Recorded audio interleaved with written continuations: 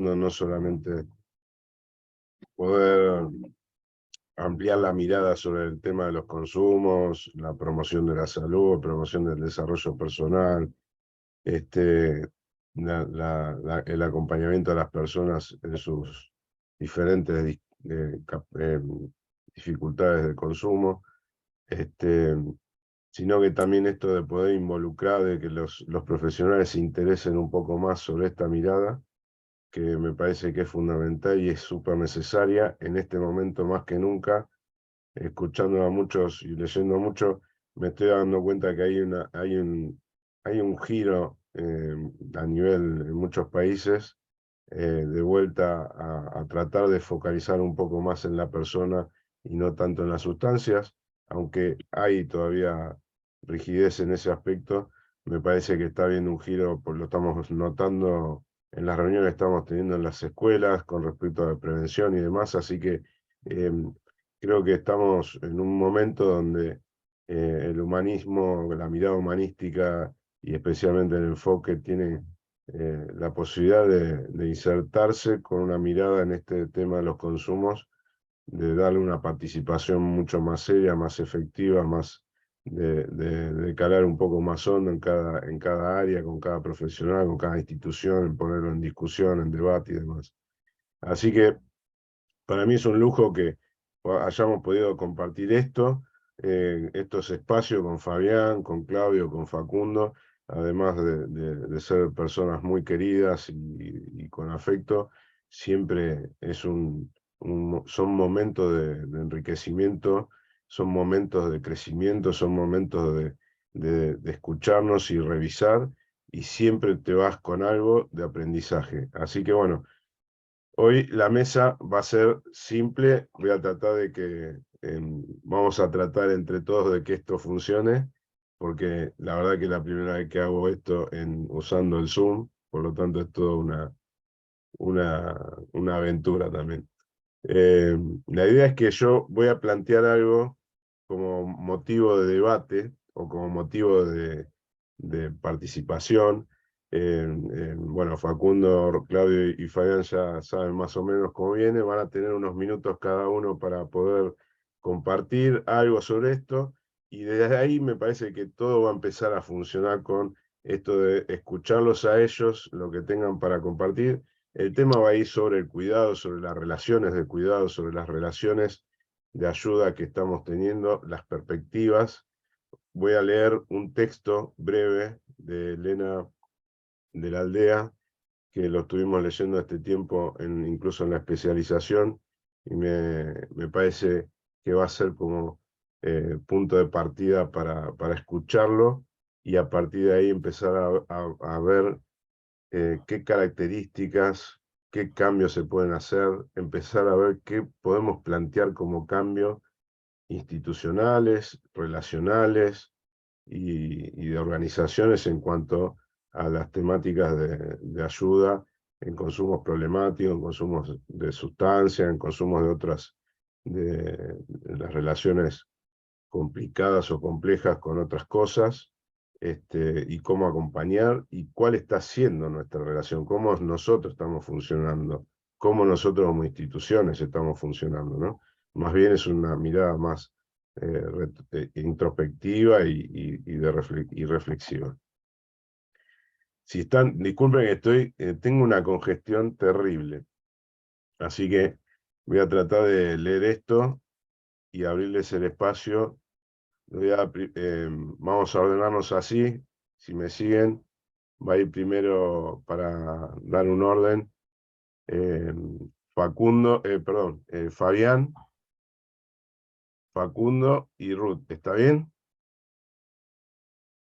Espera que no los veo.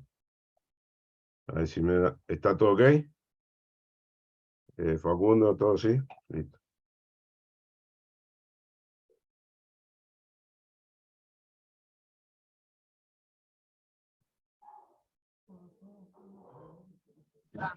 Bien. Dice, esto es un texto que se llama La subjetividad del héroe. Dice, el héroe quiere ofrecer lo que percibe como carencia en el otro en lugar de potencia de acción. No percibe que el dar sin pensar está en vez de sumar. Resta, perdón, en vez de sumar. No percibe que avanza sobre la dignidad del otro y por lo tanto sobre su potencia. El Salvador, ante la catástrofe, le da al otro todo lo que supone que necesita, pero no le deja espacio, le quita su potencia. El héroe mismo no puede negarse a nada porque él mismo es un objeto de servicio. Para ser sujeto hay que poder pedir además de dar. Hay que construir reciprocidad. Hay que poder armar un sistema en que dar y recibir sean equivalentes. Hay que establecer las condiciones para conectar con el otro de igual a igual.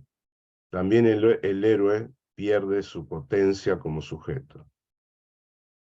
La subjetividad heroica expresa la imposibilidad de aceptar que yo o el otro tenemos limitaciones. Dejar de suponer que el otro es un pobrecito es acordar que tiene la misma posibilidad de relación con la libertad que yo tengo. Si uno ve al otro como objeto y no como sujeto, como persona, si no tratamos al otro como persona en toda su dignidad, si al otro lo miramos como no ser, es probable que el otro se comporte como un no ser. Si uno hace algo por el otro, lo ubica como objeto. Si uno hace algo con el otro, lo sitúa como sujeto. Hacer algo con el otro requiere pensar cómo situarse como par y poder decir no puedo si es necesario.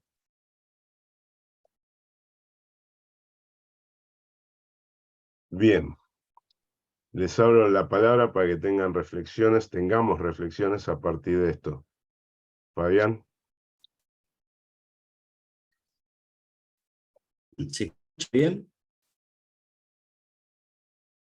¿Sí? Bien.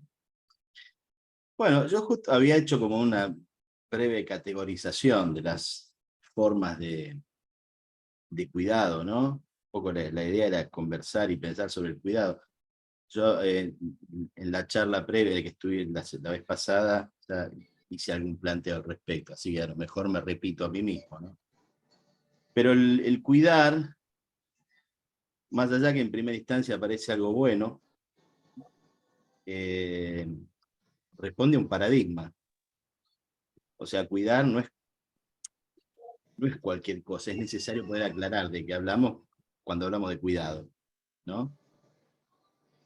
Porque si no se puede mezclar, especialmente en este campo, que trabajamos con situaciones complejas, con lo que el cuidado desde una mirada ingenua, de buena voluntad, a veces alcanza, pero también a veces se cumple el dicho que dice, el camino al infierno está empedrado de buenas intenciones, ¿no? Entonces, yo decía, nosotros tuvimos, y sigue dando vueltas por ahí, un paradigma donde ayudar, cuidar, tiene que ver con salvar al otro. Yo tengo la misión de salvar al otro. Desde dos lugares posibles y después se suma otro, desde la persona que se recuperó y que tenía como misión salvar a los que estaban perdidos, con una mirada donde se mezclan muchas cuestiones morales, moralistas, o de ciertos enfoques religiosos y demás, la mirada de la persona que se acercaba a ayudar desde la buena voluntad, y después la mirada de los profesionales que se fueron sumando, ¿no? A esta idea de que tenía mucho que ver con salvar a los muchachos que estaban por eso cuando decías lo del héroe me parecía interesante, ¿no? Los que salvan son los héroes, son los santos, son los cruzados, y esa forma de salvar muchas veces no tenía en cuenta si el otro quería ser salvado, o si requería algún tipo de acción, de actitud de parte nuestra. Entonces era te salvo lo quieras o no, porque hay un mandato que nos excede a todos, que es que yo tengo que salvarte, porque es bueno que te salve, ¿no? Ese esquema, por ahí lo planteo así medio ridículo, pero fue dominante mucho tiempo y habla de un paradigma donde se plantean relaciones de poder y de control muy fuertes. El cuidado tiene que ver con el control, ¿no? Y tiene que ver con traer al otro para que acate determinadas normas que son consideradas adecuadas, y supone que la otra persona está tan perdida que es incapaz de tomar decisiones, que por eso está en problemas y que por eso mismo yo, que estoy bárbaro, tengo que tomar las decisiones que él no puede tomar, ¿no? Ese esquema fue, digo, funcionó, si quieren, fue lo primero que se fue armando, y hoy persiste en muchos lugares, ¿no? Y persiste de una manera ya bastante complicada, ¿no? Entonces me parece que es interesante reflexionar sobre esto y pensar en términos de paradigma, porque cuidar también puede ser esto que decía antes, un cuidar desde el control. Yo te cuido para que no cometas ningún error, que es la peor forma de cuidar, ¿no? Si uno no comete errores y no transita contradicciones y dificultades, no aprende. Depende de mí todo el tiempo. Y en el tiempo, soy yo el que lo va a ayudar a que no tenga contradicción. Entonces establece una dependencia y una relación asimétrica muy, muy compleja, ¿no? Y esto desde profesionales y no profesionales, digo, desde la buena voluntad, desde la ciencia, desde muchos lugares, esto se jugó. Entonces me parece que cuando hablamos del cuidar, yo lo emparentaba la vez pasada con el tema de acompañar, ¿no? Porque acompañar es aceptar que hay un otro que hace un proceso, y que primero también el acompañamiento tiene que ser algo acordado, ¿no? Y después uno tiene que entender en qué términos se da el acompañamiento, ¿no? El acompañamiento, que es lo más cercano a la cuestión del cuidado, para mí, tiene que ver con saber manejar las distancias, ¿no?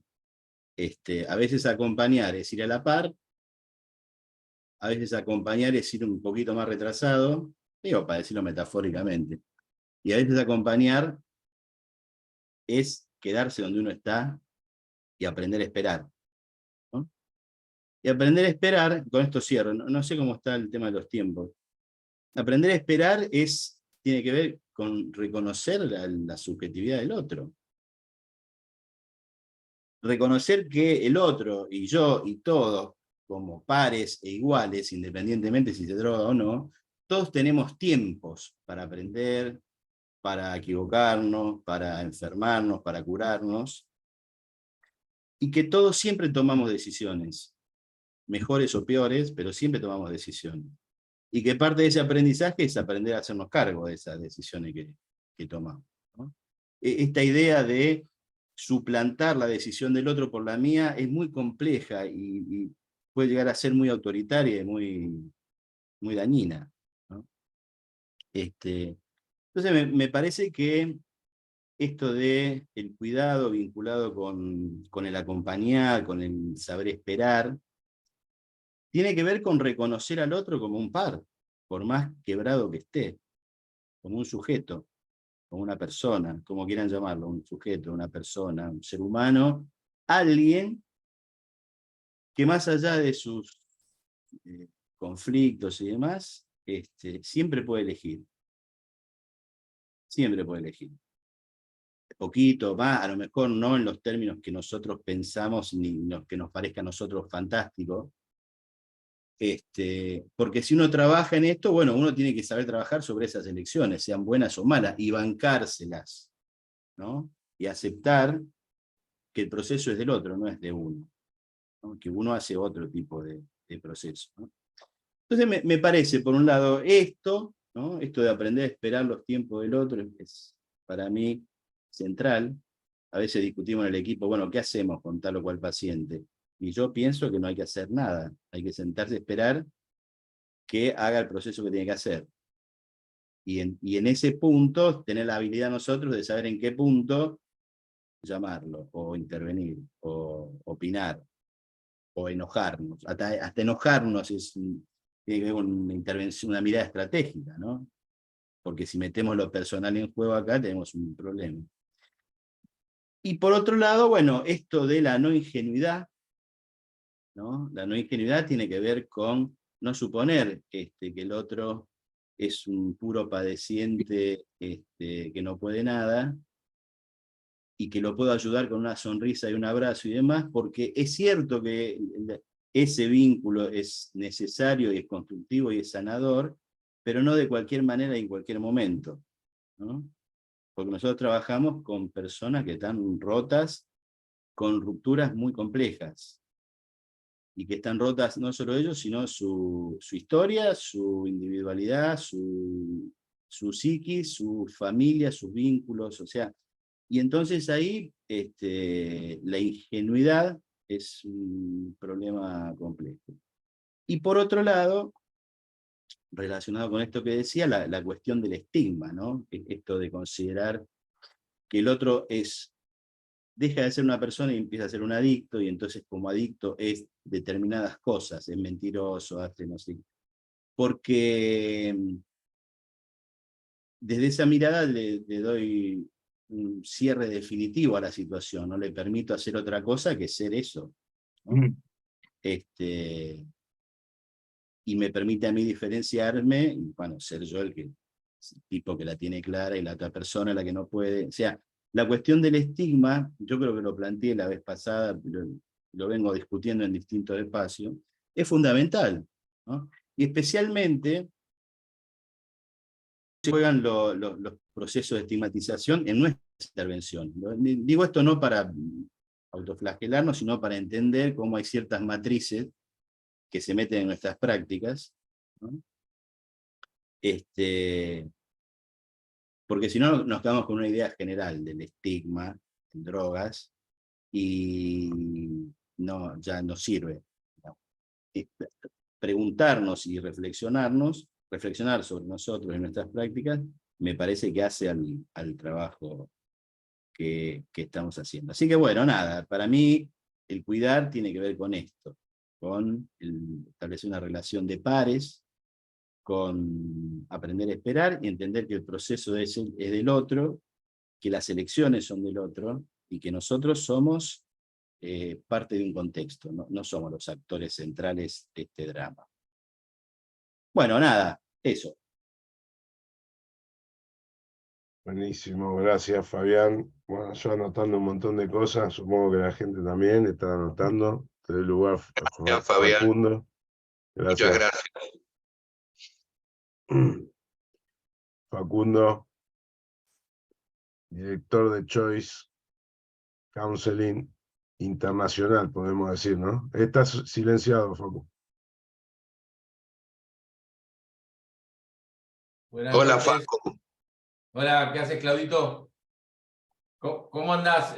¿Cómo andás, Fabián? Un gusto verte también acá y a todos. Finalmente, Facundo, un placer. Un placer estar acá reunido. Antes que nada, quiero decir brevemente que lo decía Julio al comienzo de esta charla, impresionante lo que están haciendo junto a Ezequiel con Fadea, y Trascender. Impresionante toda la campaña que se mandaron, inundaron las redes, mucha gente que se prendió, muchos colegas de gran trayectoria, así que buenísima la movida que están haciendo. Si esta movida sirve para poder pensar, yo lo dije el otro día también, me escucharon los que participaron de la charla que di y que de alguna manera fue un intercambio también.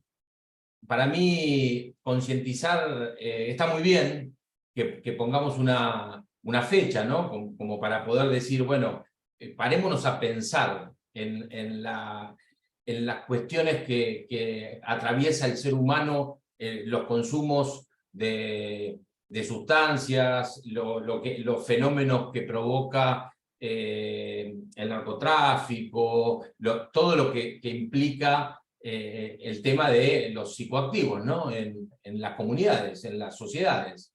En general, está bueno que pensemos un día, pero también está bueno, como digo yo, que lo pensemos desde un lugar donde nos demos cuenta que esto que trae Fabi, que doy fe que es una persona que hace muchos años, además de hacer política y ser una persona que participa en un montón de organizaciones que de alguna manera bajan políticas en temáticas de drogas, doy fe que es un laburante como yo, se pone en la trinchera y coordina un grupo, habla con los pibes, o sea, está en el campo.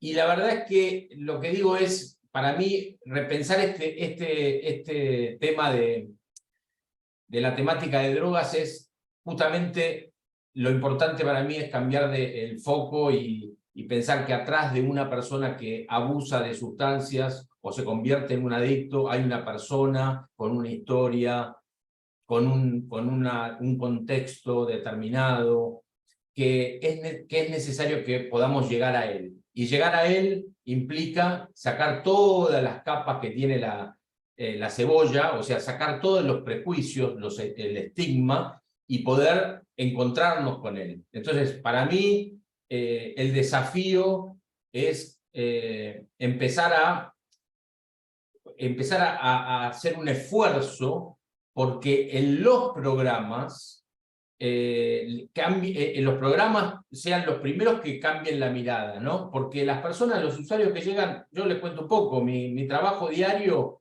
es coordinar un grupo, es hacer un individual, es trabajar con las personas que me vienen a ver por estos temas, y la gran mayoría de ellos, diría, de los que se acercan a mí, yo veo que no tienen la condena a muerte de ser enfermos para toda la vida y de cargar una etiqueta que de alguna manera les determine qué vida tienen que llevar, o sea, cuál tiene que ser el objetivo en la vida y a dónde tienen que apuntar.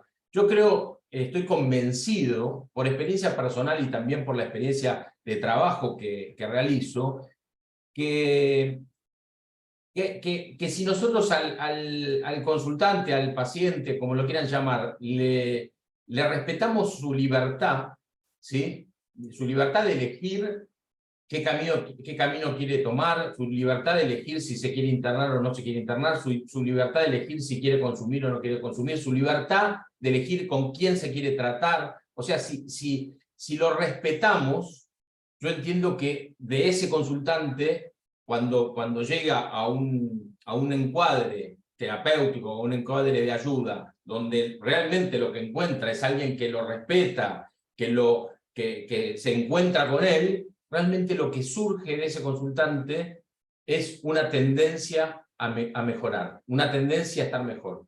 Yo sé que nuestra temática es muy compleja y siempre digo lo mismo, la mayoría de las veces los profesionales cometemos el grave error de pensar que muchas de las personas que acompañamos el problema es la droga, sin darnos cuenta que la droga a veces no es el problema, sino que para esa persona muchas veces es la solución o no la solución, pero el escape o el alivio o la salida a una situación muy compleja o familiar o de precariedad social. Siempre digo lo mismo. Cuando nosotros apuntamos, y no me quiero ir por las ramas, ¿no? Pero cuando nosotros apuntamos a quedarnos fijados en que una persona hace uso, abuso o depende de una sustancia y nos quedamos pegados al objeto de su dependencia, nos perdemos la ecuación que tenemos que tener, que es la ecuación de encontrarnos con el otro de persona a persona. Y soy una persona quizás bastante incorrecta, si quieren, porque muchos cuando me escuchan dicen, pero este está a favor de las drogas. No, yo estoy a favor de que la gente es libre siempre y cuando, porque siempre digo lo mismo, siempre y cuando se le pueda generar condiciones de que esa persona despliegue libertad yo siempre digo lo mismo. ¿Me estás callando? Estoy bien, ¿no? Con el tiempo, obviamente. Recién arranco. Digo, para mí es re importante que entendamos que, por ejemplo, ¿qué me pasa a mí en la consulta actual, ¿no? Estamos trabajando con personas que muy, no tímidamente, porque la verdad que ya no tímidamente, pero que llegan diciéndote que no quieren hacer el proceso como se los ofrecen la mayoría de los programas, que es completamente en abstinencia. Lo quieren hacer por ahí usando un psicoactivo. Y yo digo que debe haber muchas instituciones, Fabi, ¿no? Ya que atienden personas que siguen consumiendo, pero hay muchas otras que no lo aceptan. No lo aceptan porque le ponen a la cuestión, militan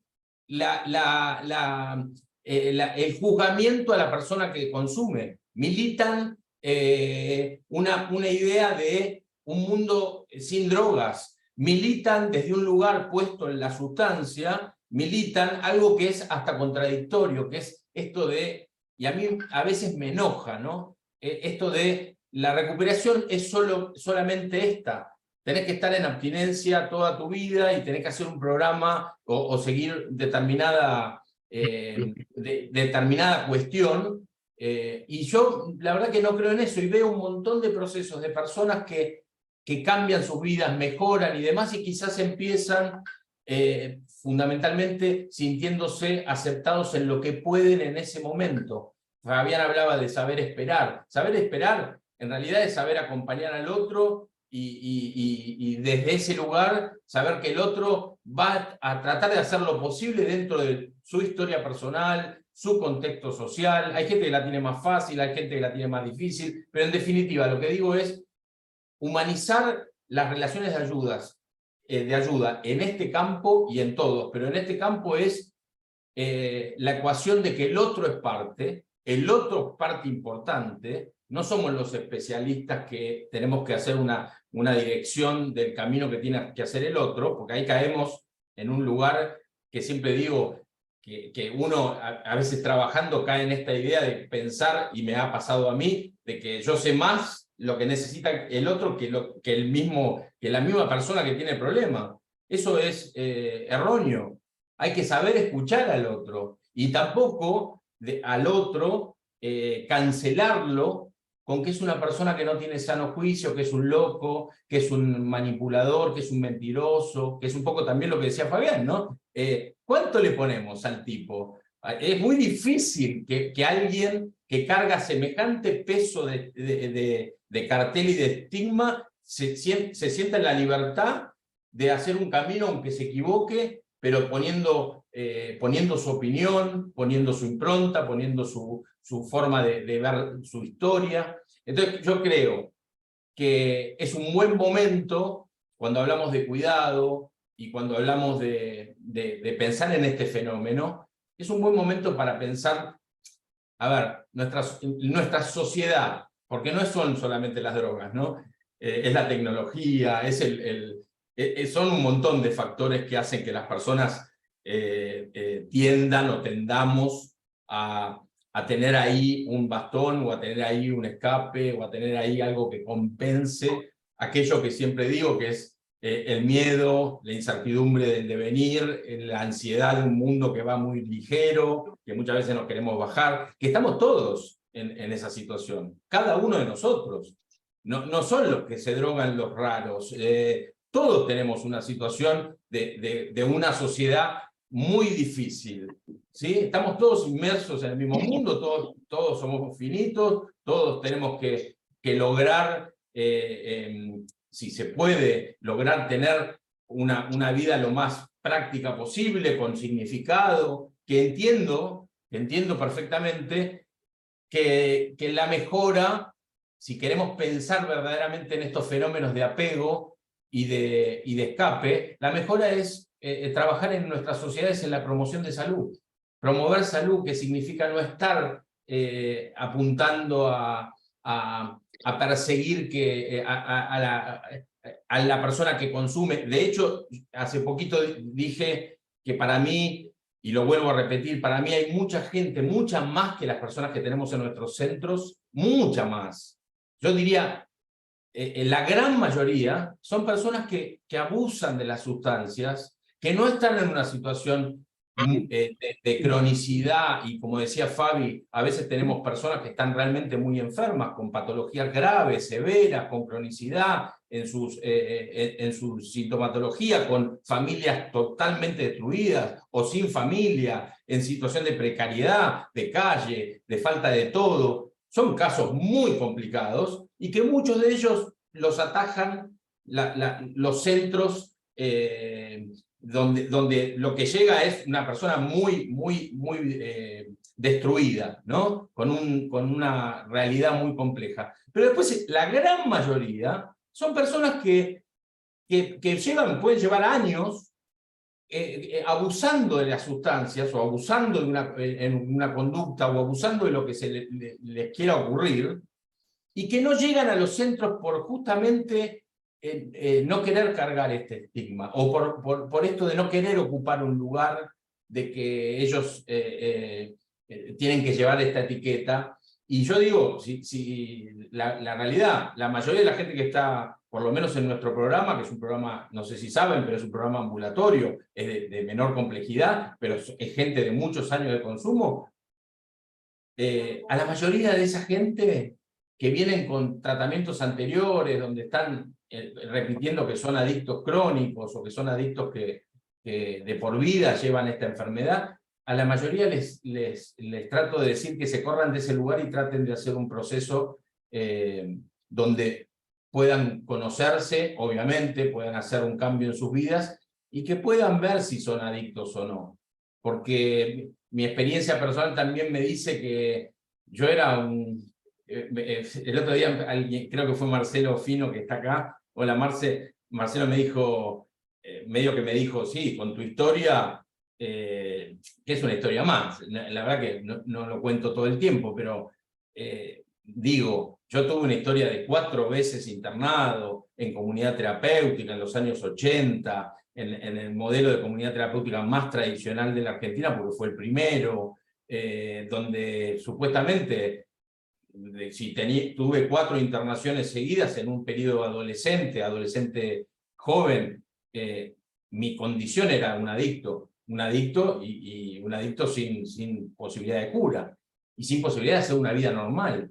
Y llevo años haciendo una vida normal. Por eso digo que siempre digo lo mismo. El cambio, el proceso que nosotros tenemos que ofrecer es un cambio en la persona que tenga que ver que implica no consumir, que implica entenderse a sí mismo, que implica conocerse a sí mismo, que implica maduración emocional, que implica un montón de cosas que si nos paramos ahí, definitivamente no nos paramos en las drogas, ¿no? En la droga en sí misma. Igual coincido con un montón de cosas con Fabi, porque también entiendo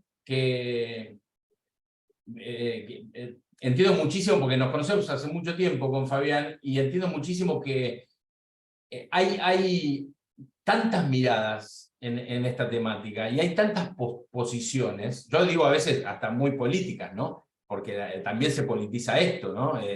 Es terrible, porque uno está de un lado o está del otro. Si está de un lado, sos un delincuente porque hablas a favor de las drogas. Si estás del otro lado, sos un facho porque hablas en contra de la droga. O sea, está todo muy dividido. Yo creo que la importancia es poner el acento en la persona, y en nuestros centros de acompañamiento a esa persona sacarle todos los pesos que les ponemos y encontrarnos con ellos, y además poder hacerlos parte de todas las decisiones que ellos tienen que tomar para mejorar sus vidas. No mucho más que esto. Gracias por escucharme. Le doy el paso a mi amigo Claudio Ruth, si quiere tomar la palabra. Hasta acá llego. Gracias. Gracias, Facundo. Gracias, Gracias, Facu. ¿Sigo yo? Sí, señor Claudio Ruth. Bueno, lo primero es agradecerles tanto a Fabián como a Facu, porque son los que están en la trinchera. Y esto lo digo en función de caracterizar dónde estoy yo, que no es precisamente en la trinchera de la lucha en las cuestiones de los consumos problemáticos. Pero escuchándolos, me doy cuenta que se refirieron a lo problemático de los operadores con los que consumen. Lo problemático que resulta el trabajo de los operadores, que parece que oscila desde una moral victoriana a una especie de hipismo medio tolerante, ¿no? Y la verdad es que escuchándolos no tengo más alternativas que hacer alguna referencia a otros autores, si se me permite. Hay un escritor operador francés, Jacques Derrida, que tiene escrito algo que él llama la hospitalidad radical. Y esto pone en cuestión el lugar del operador, el lugar del dueño de casa, el lugar de el héroe del relato que nos presentó Ezequiel. Y dice, ojo, porque es muy fácil ser el dueño de casa y definir cuál es el lugar que le damos al otro, aunque sea en términos de ayuda. Él trabaja mucho con los refugiados, Derrida, en Francia. Y entonces dice, cuando hay un encuentro esencialmente radical, y acá estoy diciendo un operador y un adicto, un sacerdote y un feligrés, un terapeuta y su consultante, cuando hay un verdadero encuentro radical, de la reciprocidad radical, no tenemos derecho siquiera a preguntarle su nombre. ¿Por qué?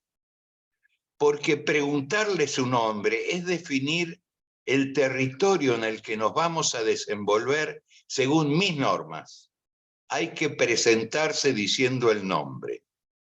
Por supuesto que estoy referido a algo que es radical.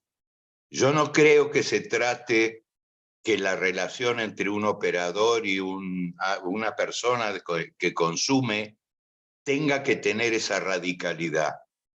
Pero sí hay algo que es radical. Y es que cada uno de los participantes de ese encuentro define quién es el otro. Cada uno de los participantes de ese encuentro define quién es el otro. El operador define que el otro es un adicto y el adicto define que el otro es el operador. Y se acabó, no hay más nada que conversar. Yo acuerdo con lo que decía Facu acerca de esta especie de aceptación de que el otro es el que decide qué va a hacer con su vida. Lo cierto es que en algún lugar también uno es el otro en la relación.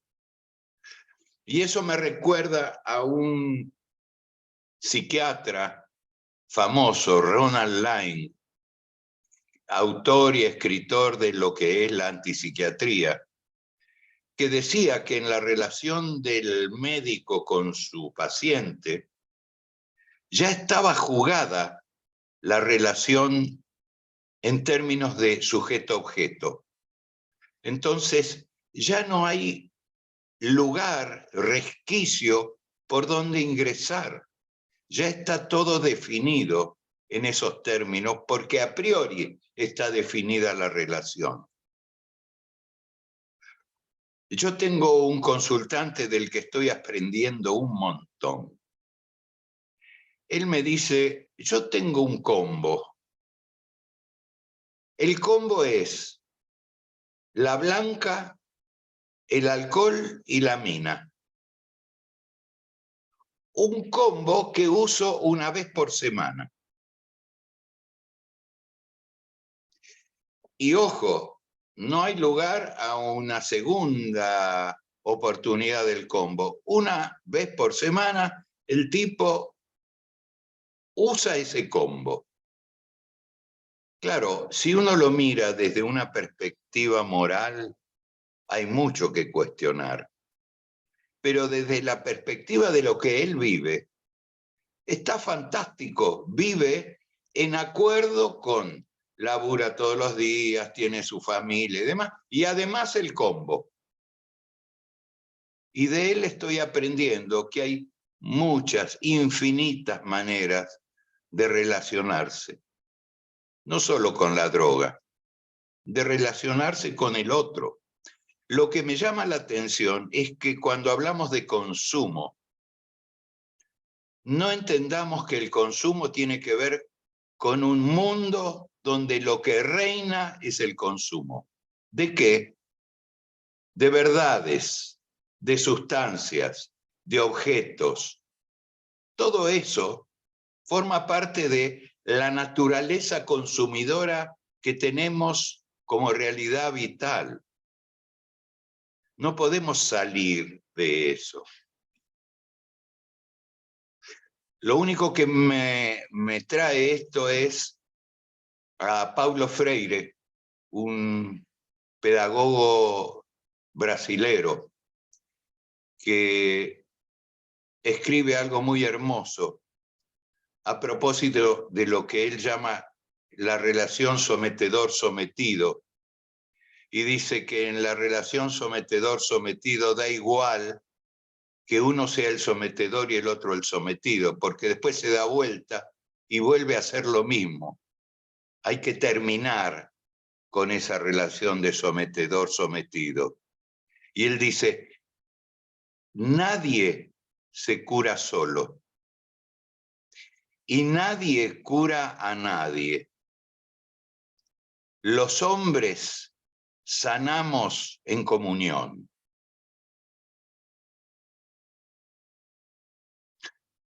Esto por ahora, después supongo que se va a abrir el diálogo, la charla, y hay varias cosas que me gustaría poder decir, pero me quiero tomar tiempo de escuchar, cosa que a veces en el trabajo con los adictos nadie puede hacer. Tiene lo que yo llamo el furor curador.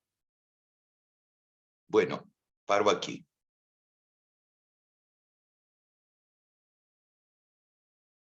Bueno, nos quedamos todos mudos, me parece, ¿no?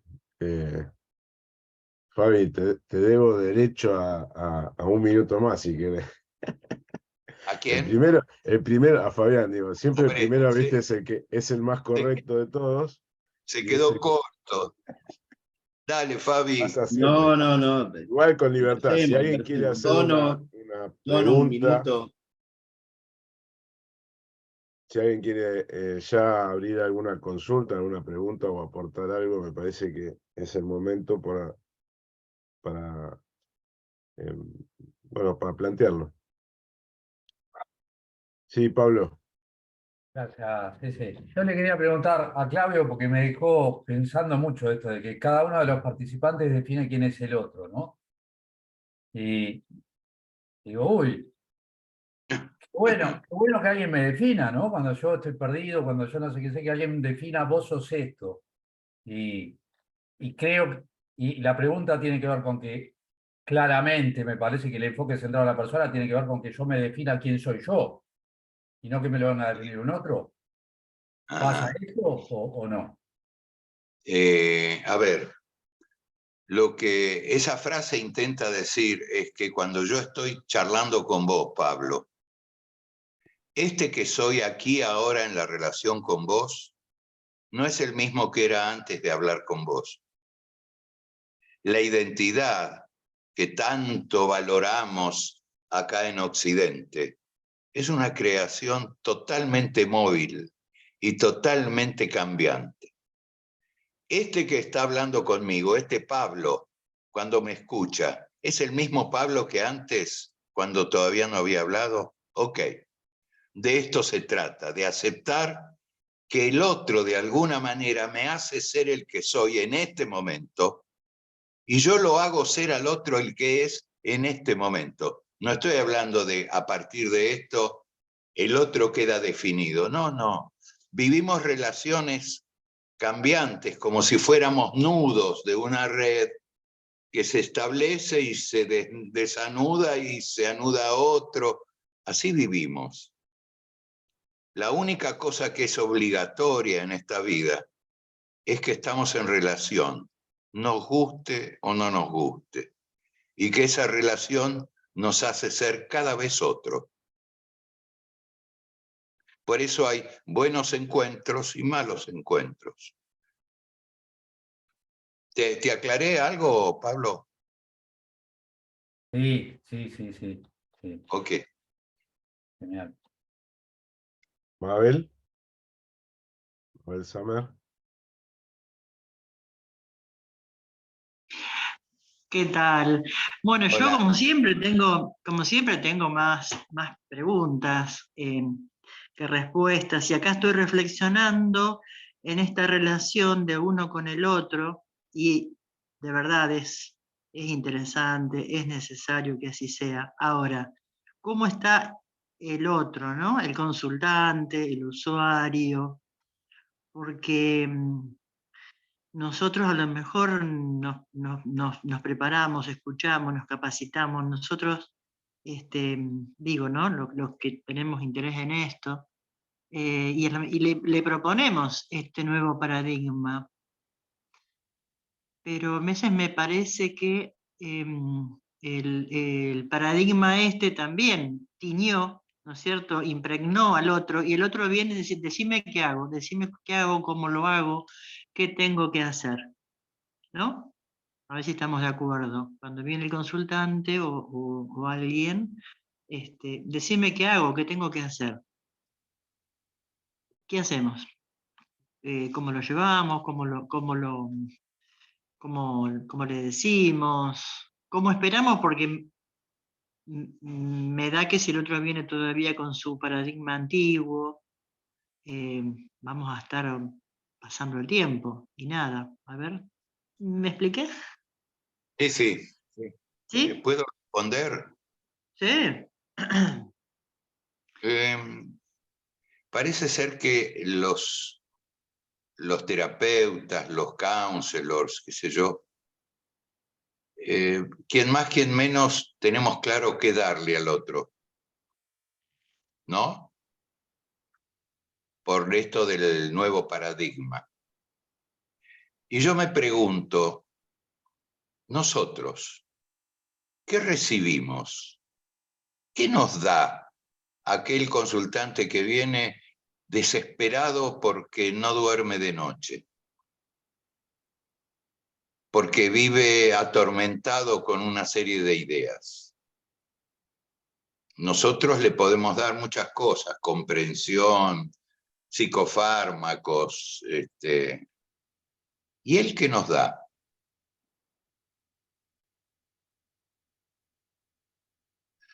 ¿Sabés, Mabel, qué nos da? Su dolor, su preocupación, su angustia, sus esperanzas de cambiar. ¿Vos te das cuenta todo lo que recibimos a la hora de dar? No, en general no valoramos eso. En general creemos que la relación con el otro es una relación asimétrica en ese sentido. No podemos ver lo que el otro nos da. Así que somos héroes, como el cuento de Ezequiel. Facundo, Fabián, ¿quieren agregar algo? Sí, yo, tomando el ejemplo que plantea Mabel, ¿no? si una persona viene y te coloca en ese lugar, de decir, bueno, dame respuesta y resolver el problema, ahí se plantea una estructura de relación, donde vos podés aceptar ese lugar y jugarlo, y entonces también lo estás construyendo al otro en el lugar del imposibilitado, que va a depender de tu respuesta para resolver su vida, o podés jugar con eso para ver en qué momento usás ese lugar o no lo usás y cómo vas jugando el vínculo que estableces con la otra persona. Porque me parece a mí que todo el tiempo se está dando esto. Acá hay una discusión más de fondo, digamos. El yo, en realidad, es el yo individual, como una construcción. El hombre que se hace a sí mismo, es un planteo ideológico del liberalismo más crudo, ¿no? Sí, Y que, bueno, podemos poner filosófico, ¿no?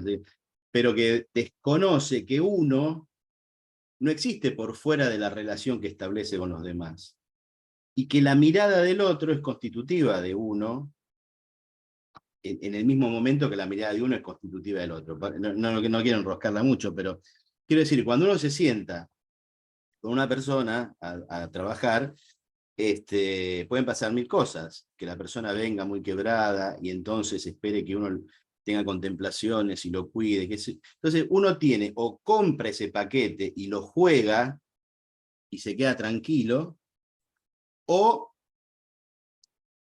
utiliza ese rol o ese lugar donde te posiciona el otro para ver en qué momento empieza a transformar esa manera de armar las relaciones que tiene el otro, ¿no? Porque si no, bueno, el otro queda siendo una pobre persona que va a depender de nuestra maravillosa capacidad para decirle lo que tiene que hacer, ¿no? Esas son trampas. Entonces, en ese sentido, lo mismo pasa con las familias. Las familias vienen y esperan que uno le diga lo que tiene que hacer. Y es muy difícil salir de ese lugar, porque te da mucho poder. El problema es que si vos no tenés en claro que tenés ese lugar y que lo podés jugar o no, depende del momento y como una herramienta, no como una posición personal, profesional y demás. Si lo podés manejar operativamente, bueno, empezás a trabajar en desarmar un modo de construir una relación. Si no, te quedás empantanado ahí, y generalmente esas cosas terminan mal. Y los que pagan los platos son los otros. Uno sale indemne a veces.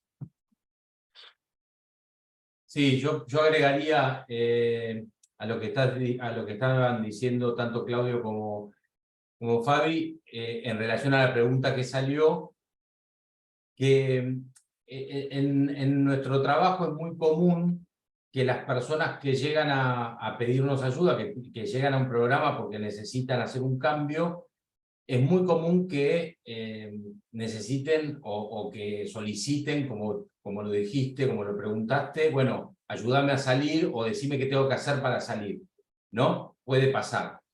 El tema es que lo importante para mí es que uno sea consciente que el facilitador, el terapeuta, el psiquiatra, el consejero, quien sea la persona que está brindando esa ayuda, sea consciente que lo que se va a hacer es justamente esa ecuación del nosotros, es una ecuación de las dos partes. La otra persona no va a recibir pasivamente consejo, pasivamente una dirección de qué tiene que hacer, porque eso va al fracaso, porque vamos a generar que esa persona sea una persona tipo robot que siga indicaciones y que no incorpore nada.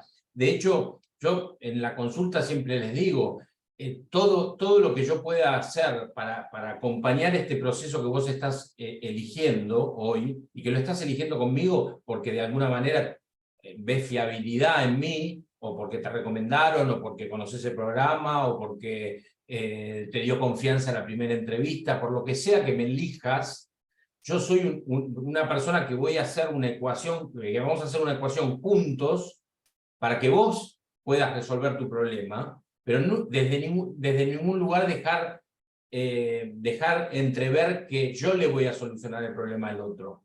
Porque ahí está el error, porque ahí es donde yo me monto en un poder que en realidad no me corresponde. No me corresponde ese poder de decirle que le voy a solucionar la vida al otro. Y esto, olvidémonos de los profesionales, también pasa, y yo lo extrapolo, a sistemas estandarizados, a sistemas generalizados, que se les ofrece a los pacientes como una cosa acabada de que si siguen, todos los pacientes siguen determinado camino, encuentran la salida. Yo estoy en contra de eso, estoy en contra de lo empaquetado, lo generalizado, lo que le sirve a todo el mundo, porque no creo en eso. Creo que eso justamente lo que hace es despersonaliza, hace que las personas sigan un estándar que los hace perderse en el camino, no llegan a nada. Y generalmente mi experiencia es que cuando veo a alguien que incorpora un discurso desde afuera y que incorpora un sistema que le venden para que pueda salir adelante, cuando digo sistema es un modelo, ¿no? Un modelo, seguí mi modelo y vas a curarte, en general no lo sostienen. En general, lamentablemente, ese cambio se da desde un lugar de como si, ¿no? Como si lo sintiera, porque en realidad siguen de forma automática un determinado modelo. Entonces, creo que la mejor manera, compañera, no me acuerdo tu nombre, que preguntaste, ¿tu nombre? Perdón, ¿cómo era tu nombre? La que preguntó. Mabel. Mabel, querida, me parece buenísima tu pregunta. Entiendo que vos podés devolverle al consultante que estás ahí para que juntos puedan, que le agradeces que deposite en vos la confianza, como dijo Claudio, tan importante de traerme a mí tu problema, tu dolor, tu vida, tu historia. Agradecer eso y decirle, vamos juntos, hay que hacer un trabajo juntos, ¿no? Yo no te voy a resolver nada, vamos a resolverlo juntos, en todo caso yo te voy a acompañar, te voy a escuchar, voy a facilitar que eso se pueda dar en vos. Me Gracias, gustaría Muchas agregar gracias. algo, si me lo Muchas permiten. gracias. Estaba pensando y construyendo a medida que iban hablando, me iban apareciendo un montón de otras cositas. Y dije, estaba pensando, cuando una persona pide una determinada ayuda, evidentemente está sabiendo lo que está necesitando acá ahora, que no sabe cómo avanzar o cómo encarar cierta situación. Por lo tanto, escuchar ese pedido de ayuda, saber recibirlo, saber estar ahí y empezar a construir algo. La diferencia es cuando yo presupongo que ya sé qué es lo que necesita el otro y ya sé, como decía Fabián, qué es lo que hay que hacerle. Cuando en realidad ni siquiera lo conocemos todavía y lo vamos a empezar a conocer y vamos a empezar a conocer cuáles son sus dificultades, cuáles son sus modos de consumo, cuáles son sus tipos de consumo, sus hábitos, todo, que eso lo vamos a ir conociendo. Entonces, a medida de eso, podremos ir construyendo mejor todavía, como decía Facundo, personalizadamente la ayuda con la persona en lo que necesita. Pero también nos vamos a conocer a nosotros en esa situación, Ezequiel, porque yo no sé qué me va a pasar con el otro cuando me pida ayuda. ¿Qué es lo que quién voy a hacer frente a eso? ¿Qué voy a hacer? ¿Qué me nace? ¿Qué puedo? ¿Qué no puedo? Y lo ideal sería poder decirle, yo sé lo que vos decís que necesitas, y yo sé lo que me nace poder entregarte, pero no sé qué va a pasar con eso. Me Esto es vino lo una difícil. pregunta, perdón, Sí. pensé que habías terminado. Me vino una pregunta, más de la experiencia de ustedes en el rol de tantos años. ¿Alguna vez sintieron que no podían ayudar a alguien? Sí, estás muteado, claro, por supuesto. Sí, por supuesto, por Sí. supuesto. O porque lo que me dice me asusta, me horroriza, me provoca rechazo, estoy en un momento donde la verdad es que no me entra ni la más mínima de las cosas. Ojo, me parece que es bueno recordar que nos pasan cosas y que no todo el tiempo uno está disponible, a veces no. A mí me pasó ayer que estaba con una vincular de un pibe nuevo con su mamá y su papá, y en un momento el pibe se levanta y se va a buscar una cerveza y se pone a tomar cerveza en la entrevista. Es una situación muy caótica, muy compleja. Y son esos momentos en que vos tenés que tomar como una decisión de decir, bueno, a ver, esto es lo que hay. Y como transitar, porque es difícil en ese momento dónde te parás, ¿no? ¿Qué haces? Claro, ¿qué haces? Él ya había venido a la primera entrevista, vino y me dijo, yo acabo de tomar cocaína porque quería que usted me vea cómo soy cuando consumo cocaína, ¿no? Y digo, bueno, está planteado en estos términos, ¿no? Entonces, entender, si uno se queda en una mirada más rígida, decir, no, no puede estar, que consume, que... Y otro es decir, bueno, juguemos este juego, a ver hasta dónde llegamos y en qué momento se abre o no la posibilidad de hacer alguna intervención que a lo mejor no pasa por el muchacho, sino por la familia, que a lo mejor pasa por el modo en que se va a intervenir, ¿no? Pero es interesante porque esto te pasa gente que viene trabajando bien, haciendo cosas y se pega un palo fuerte y medio que hay momentos en que te quedás sin respuesta, ¿no? Y decís, bueno, ¿y qué hacemos? Pues ya hicimos supuestamente de todo. Ahí es donde a mí me parece que hay que desencillar hasta que aclare. O sea, esperar hasta ver en qué momento aparece una intervención posible. Reconocer que, bueno, que no se puede. Desencillar también es una intervención. Claro. Sí. Yo quiero agregar algo a esto que dice Fabi también, que tiene que ver, y bueno, un poco por el lado que lo plantea Ezequiel, ¿no?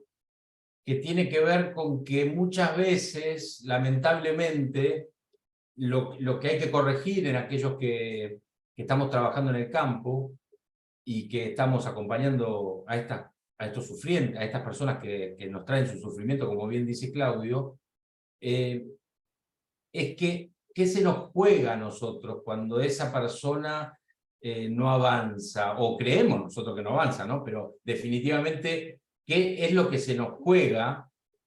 Porque pareciera que fracasamos nosotros cuando el otro... Quizás el otro vive menos fracaso de lo que nos pasa a los profesionales, ¿no? Yo lo veo en el equipo, que los profesionales se agarran la cabeza y se enojan con el consultante porque volvió a consumir, y vos lo escuchás hablar en el equipo y decís, pero parece que sos el padre o la madre o no sé qué rol tomás, ¿no? Porque te pones desde un lugar que es muy fuerte. Y entonces yo digo, hay que empezar a trabajar en estos aspectos que tienen que ver con que nosotros estamos ahí para acompañar al otro en lo que el otro quiere cambiar y en lo que el otro puede hacer, en lo que el otro elige hacer también. Y tenemos que corrernos de lo que esperamos del otro, porque ahí es donde se confunde todo. Cuando yo espero del otro algo, ¿sí? Cuando yo ya me planteo que el objetivo que tiene el otro a donde quiera llevarse, a donde quiera dirigirse, lo convierto en un objetivo mío, terapéutico, para el otro, y ahí confundo todo, porque ahí pierdo, porque lo quiero manejar.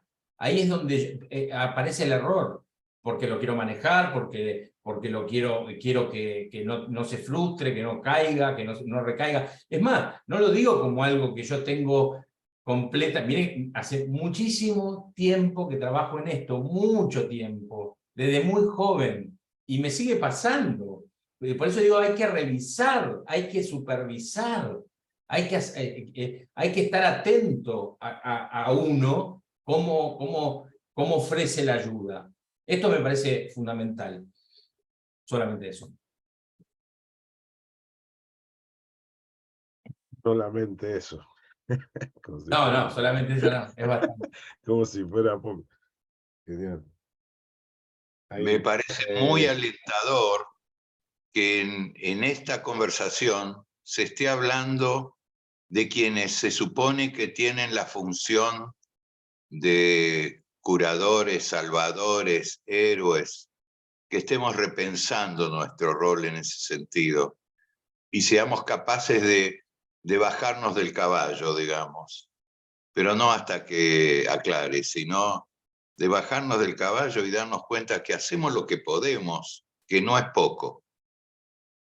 Sí, y agrego algo más. Yo a veces me pongo a pensar,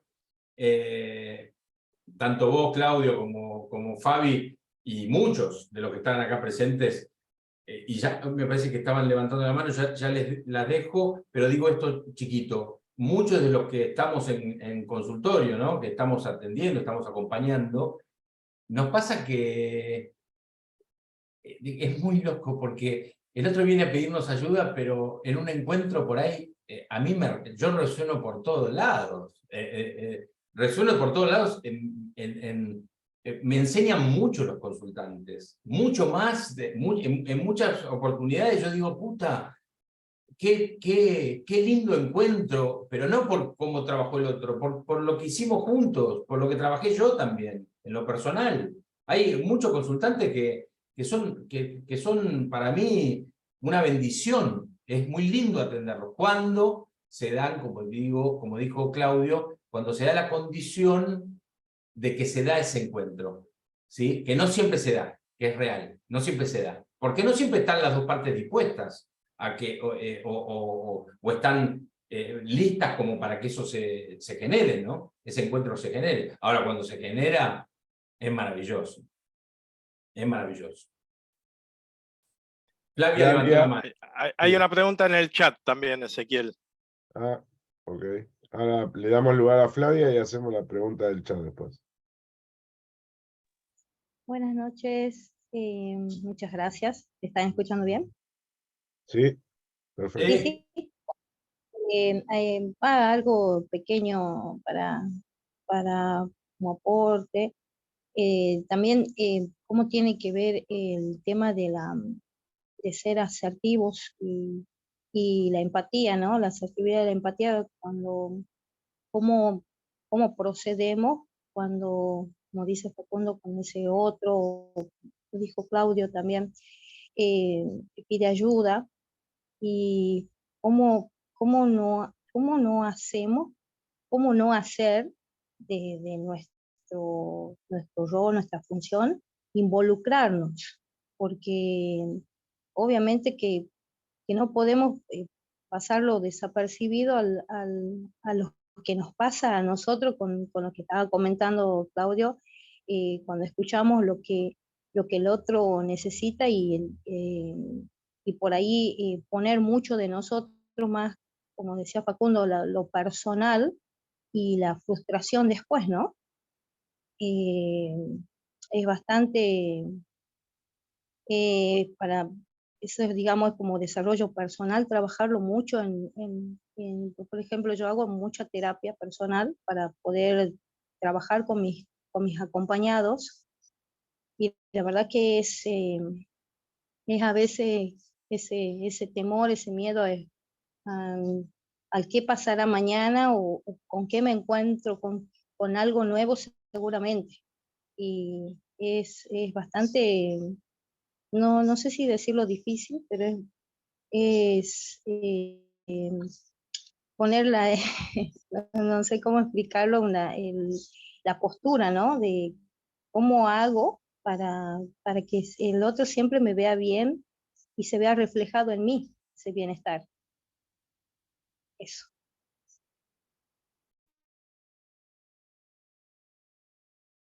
Es que me parece que el otro no tiene que verte siempre bien. Vos no le tenés que garantizar. Porque si no, vos cargás con la responsabilidad de resolver la angustia y la incertidumbre del otro. El miedo a qué pasará mañana tiene que ser de la persona que está en proceso y de la familia. A ver, ellos tienen que afrontar las incertidumbres Porque si no, el problema, yo escuchaba al principio de la pregunta, es que uno no tiene que hacerse cargo del sufrimiento del otro ni de la vida del otro. Porque si no, a ver, es complejo nuestro trabajo porque la herramienta de trabajo somos nosotros. Entonces, y no podemos trabajar desde una distancia administrativa, digo yo. Uno entra en juego y entra a resonar. El problema es cómo va poniendo límites a eso y cómo eso es un instrumento, no una forma de vida. Porque si no, uno carga con la vida del otro y es muy difícil salir de ahí para uno mismo. Yo he visto demasiada gente quebrarse en ese punto. Y muchas veces me pasa, como un poco lo que cuenta Facundo de los terapeutas, ¿no? Que están preocupados para ver cómo hacer para que el paciente no se drogue el fin de semana. Y esto es en realidad una preocupación que tiene que tener el paciente, sus familias, es el otro el que tiene, porque si no pifiamos el punto de vista y la estrategia y la distancia, ¿no? Entonces en ese punto uno no tiene que cargar con el otro. El otro tiene que cargar con sus cosas. Es la única forma de que se haga alguna pregunta sobre su vida, que no nos haga la pregunta a nosotros, que se la haga él mismo. Y que se haga la pregunta adecuada, ¿no? Que es un poco la cuestión artesanal más compleja. Muchísimas gracias. Muchas gracias.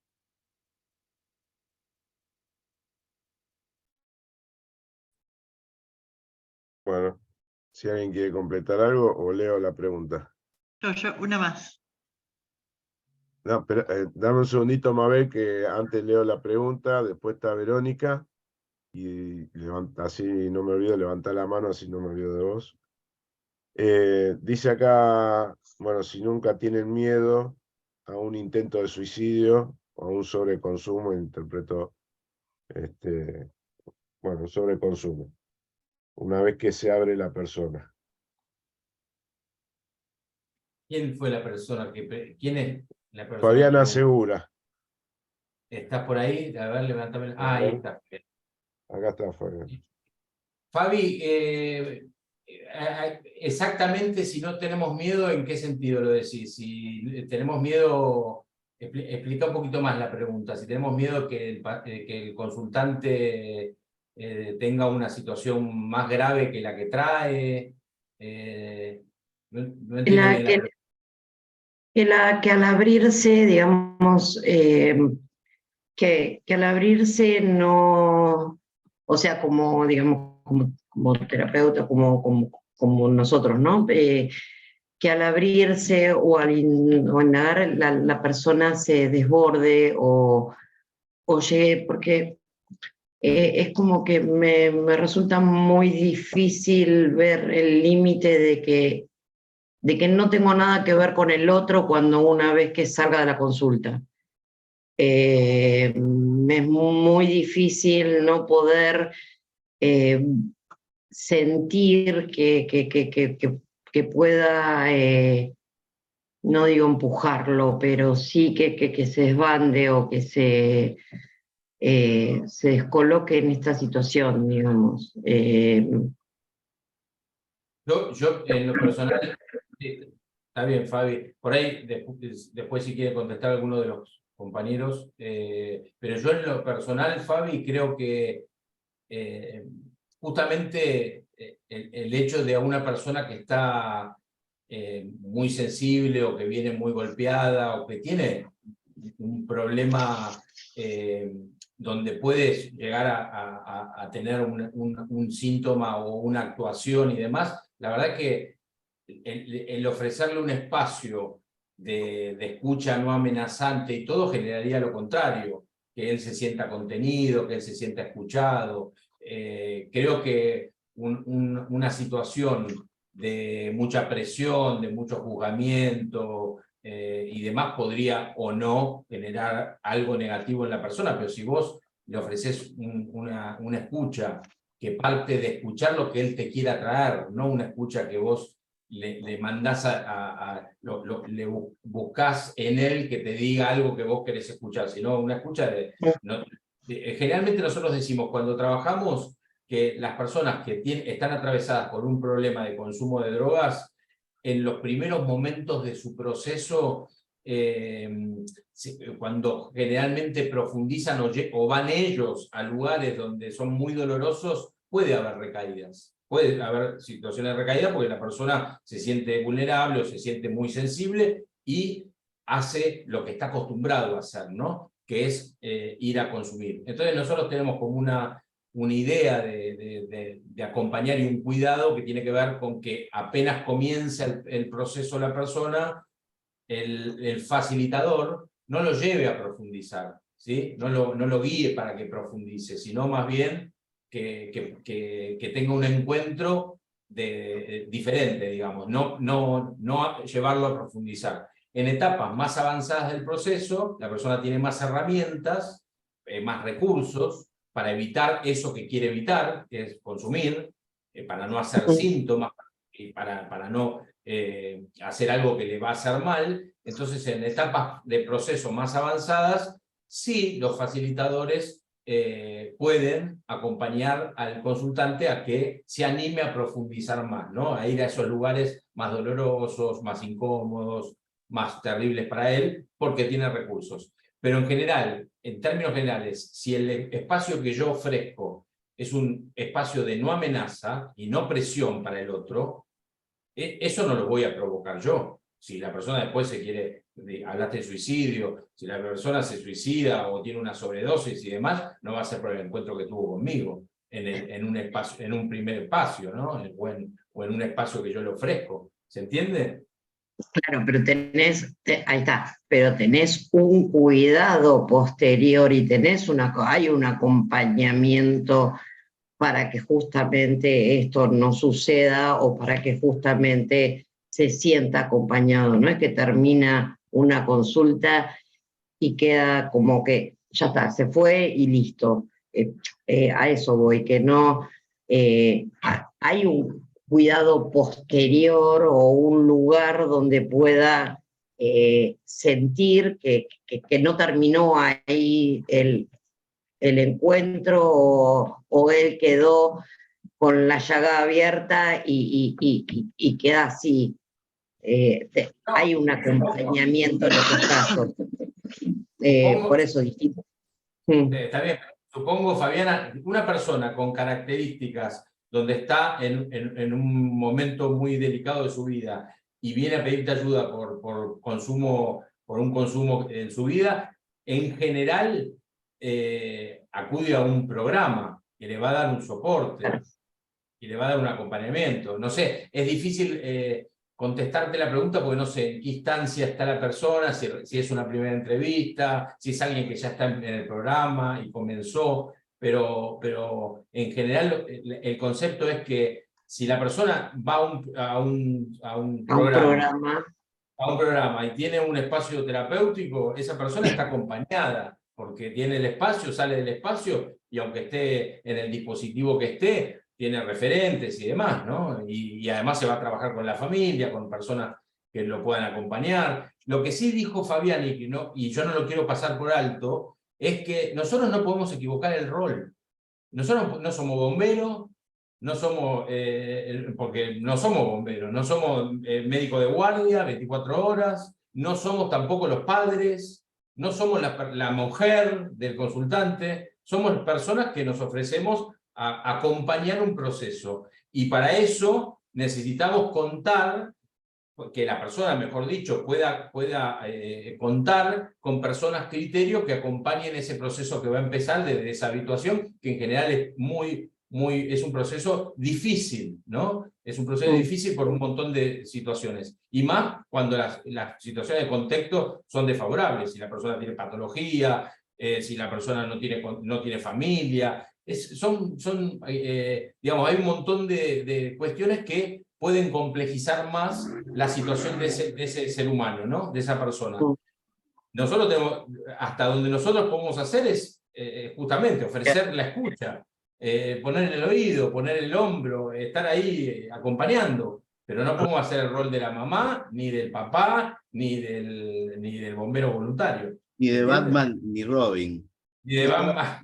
Yo pensaba, es interesante lo que vos planteás, porque, a ver, uno primero lo que hace siempre es una evaluación interdisciplinaria. Entonces vos tenés de inicio una idea general de cuáles son los riesgos. Hay ciertas personas que sabés que no podés recibirla porque no tenés estructura para contener. Después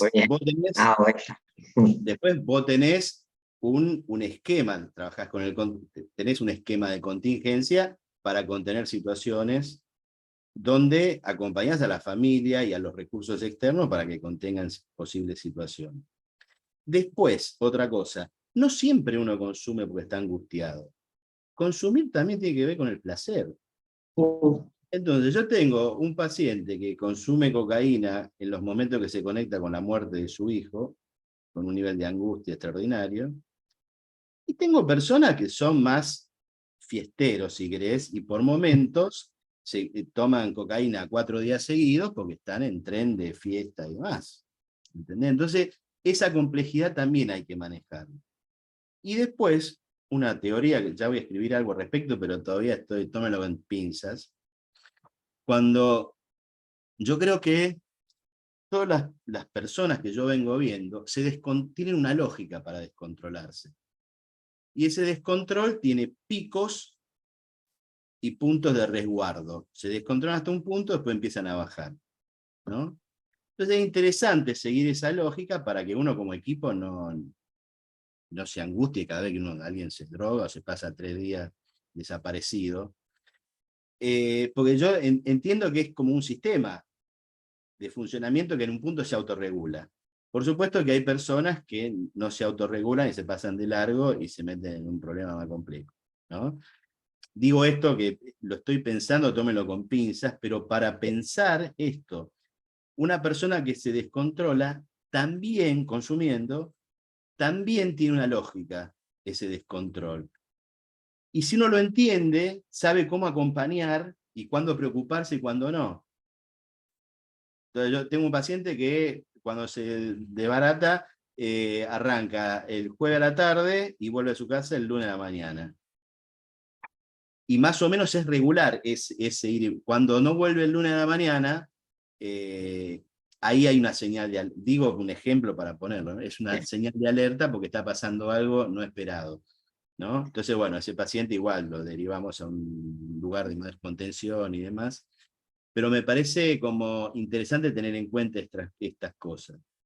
Y no siempre una persona se va a consumir porque está angustiado. A veces está sobreexcitado y a veces tiene ganas de pasarla bien. Y muchas veces la discusión en el grupo es, sé que la cocaína me hace mal, pero me gusta un montón. Bueno, y cómo, bueno, y ahí entramos a remar en aguas turbulentas, ¿no? ¿Y cuánto pasa con el alcohol, no? Los vinos finos, qué sé yo, que eso también. Pero lo interesante de lo que pregunta Fabiana también es qué nos pasa a nosotros cuando alguien corre el riesgo de intentar suicidarse. Pregunta, ¿ustedes tienen miedo? Yo no sé si la palabra es miedo, pero sí puedo decirte en lo personal que hay momentos en los que a mí me preocupa la situación de un consultante porque veo que está con una depresión endógena y que requiere una medicación antidepresiva porque no sale, pero hasta que actúa esa medicación y aún en los momentos posteriores, 15 días, 3 semanas, 4 semanas, está en una situación de riesgo y a mí me preocupa. Entonces, ¿qué hago con mi preocupación? Trato de que se constituya una red de sostén, de que haya siempre algún familiar cerca. No, es decir, no es que uno está sabiendo que hay un dispositivo, está tranquilo. No, es decir, conozco situaciones horribles donde alguien internado en una clínica con barrotes en las ventanas, etcétera, etcétera, fue y se mató. Entonces no hay seguridad y a veces eso nos preocupa. me preocupa. No sé si esto responde a la otra parte de tu pregunta, Bien, que es qué nos sí, pasa a nosotros, no qué les pasa al consultante. sí. Esa era un poco porque, un poco con lo que decía Flavia y un poco lo que decía Fabián, que no, yo no creo que haya un límite de que el otro sea el otro y que después, ¿sabes? Si bien no somos los padres, no somos nada, pero creo que es que nosotros no tenemos límite y creo que está bien, o sea, a ver, si sabemos como que puede haber un riesgo. Yo no sé si podemos decir, bueno, el otro es el otro. Si yo sé que hay un riesgo, por más que no quiera decir que sepa más, se sabe que hay un riesgo. Entonces, bueno, esto sí, de tener una red de contención, de poder hacer algo. Y con la droga yo tengo esa cosita siempre, que siempre me da como miedo, digamos, porque no sé manejarla, yo no sé manejarla. Entonces es como que yo siempre digo, bueno, tenés que ir a un lugar que sepa, porque yo no sé manejarla. En ese Pero sentido. no se trata de ser insensible, se trata de entender cuáles son los mejores recursos para el otro y para uno. Claro. El sueño de ser un autómata, bueno, eso va a llegar cuando se imponga la inteligencia artificial. Por ahora somos personas. Gracias. Bueno, le damos lugar a Verónica, que está ahí hace rato cansada con la mano levantada. Perdón, no, buenas noches.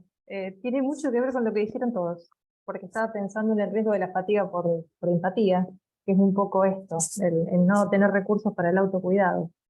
Que hoy yo, por ejemplo, trabajo con mucha gente que está en neuropsiquiátrico. Yo no trabajo directamente con gente que está en una situación de riesgo por drogodependencia, pero trabajo toda la gente que sí está asistiendo y todos vienen quemados, sin recursos, sin sostén, y esta simetría, que a lo mejor se planteó desde el héroe, de querer dar más de lo que el otro y no reconocer al otro como sujeto, sino como objeto, a dar más y se queman y no reconocen sus propios límites, y esta frustración se la llevan a la casa, su vida, todo.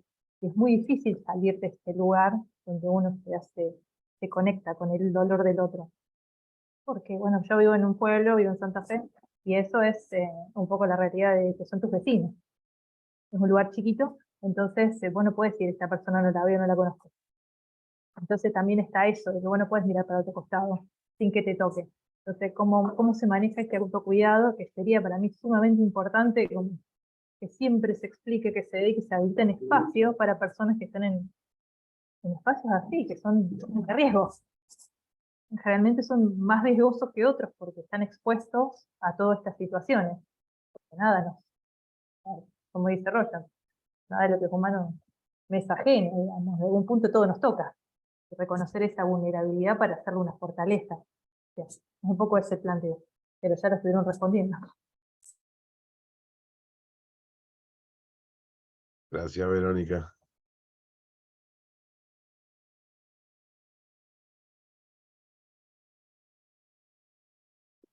Celia. Hola, ¿cómo están? La verdad que es súper interesante, me anoté un montón de cosas, me llevó un montón de aprendizaje y me interesaba un poco lo que Claudio Ruth decía, esto de la lógica, ¿no? Que siempre se presume que hay una lógica para las decisiones que uno toma, supongo.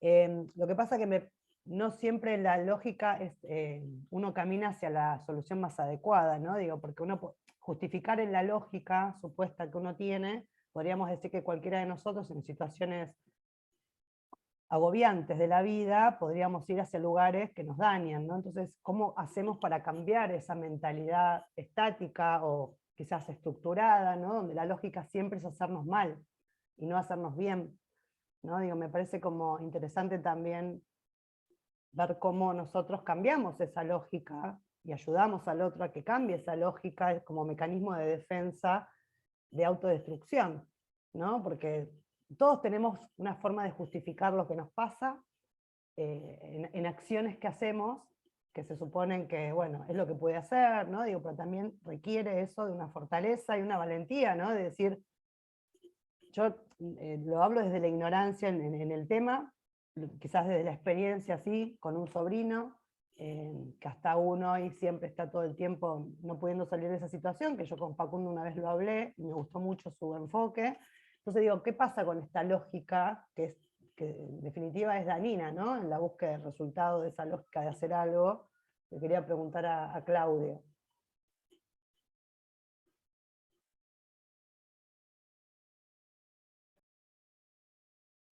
No sé bien cómo responder, no sé si tengo claro lo que me preguntás, pero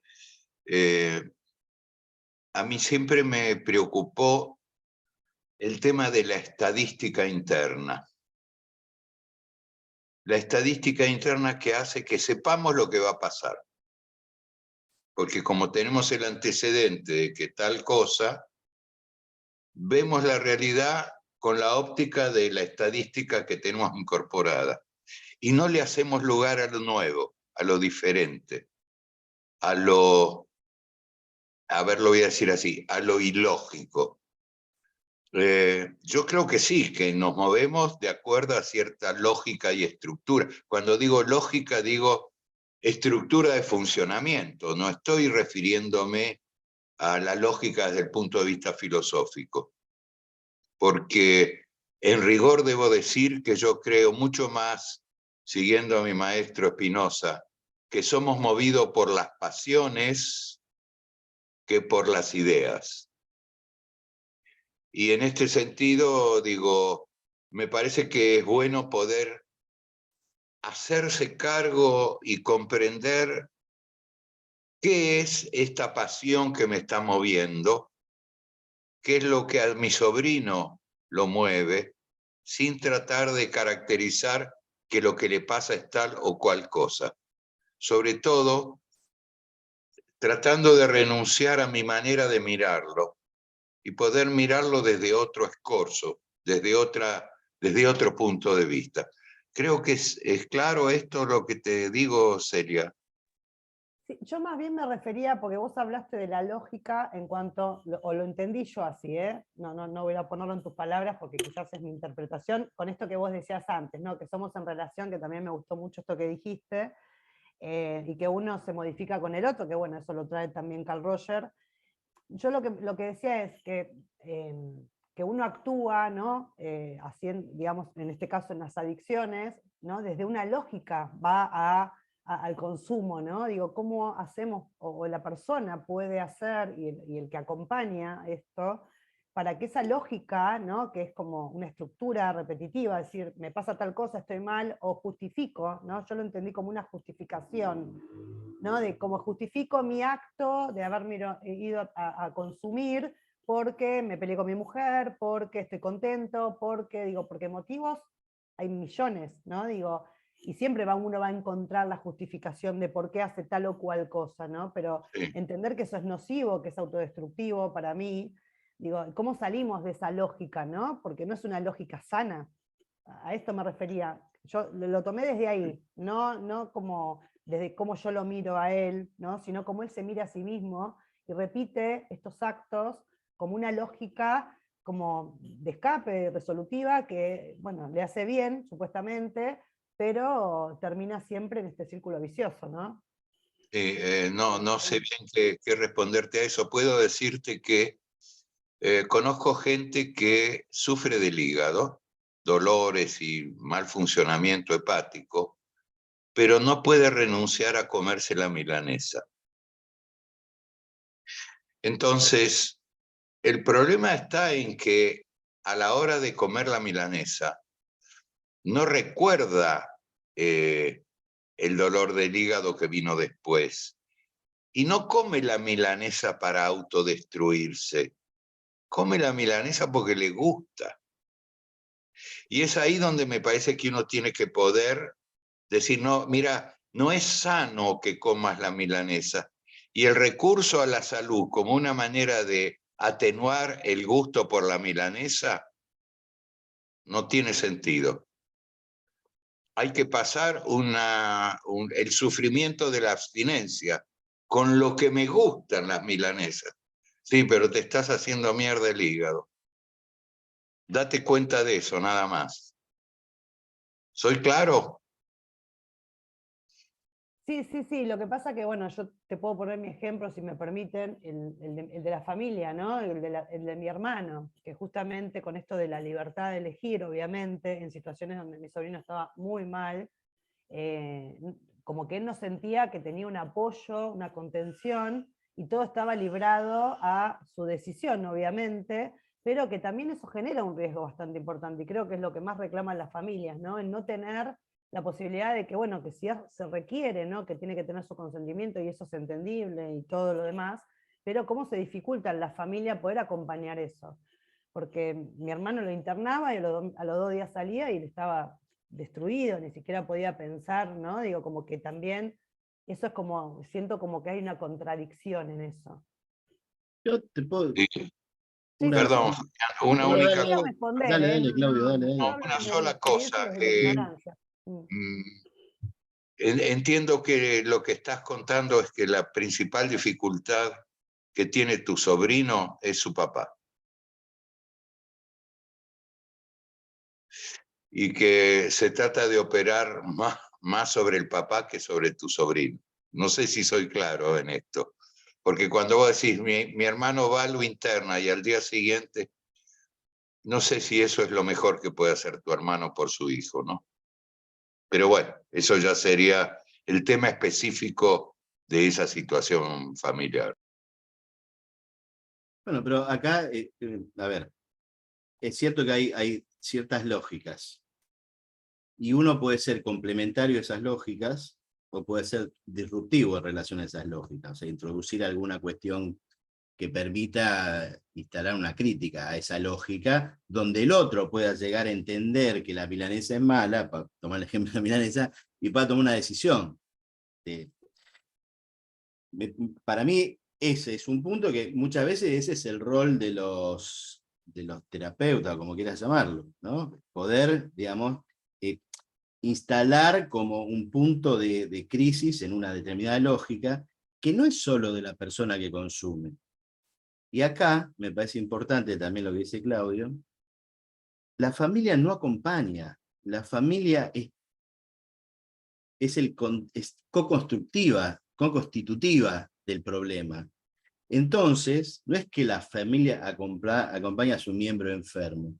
Uno tiene que trabajar sobre la dinámica familiar para desarmar todo el complemento que esa dinámica hace, permitiendo y sosteniendo una situación que por un lado es mal vista por la enfermedad, pero por otro lado es necesaria al sistema familiar. Esto es un enfoque sistémico, si querés.